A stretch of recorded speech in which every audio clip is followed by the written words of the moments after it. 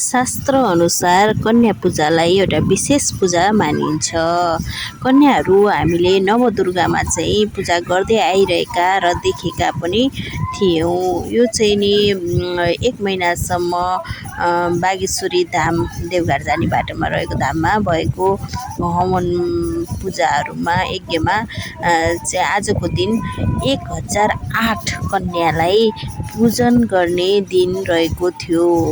एकदमै अद्भुत र मेरो लागि चाहिँ यो पहिलो दृश्य थियो। यति धेरै कन्याहरूलाई पूजा गरेको हेर्ने साह्रै नै अद्भुत यो दृश्य। तपाईँहरू कसले हेर्नुभएको छ? मलाई चाहिँ नि एकदमै रमाइलो पनि लाग्यो र अद्भुत पनि लाग्यो। को यो ठाउँसम्म पुग्नु भएको थियो या अन्त पनि यस्तो भएको थियो थिएन, के छ कमेन्ट गर्नुहोस् ल।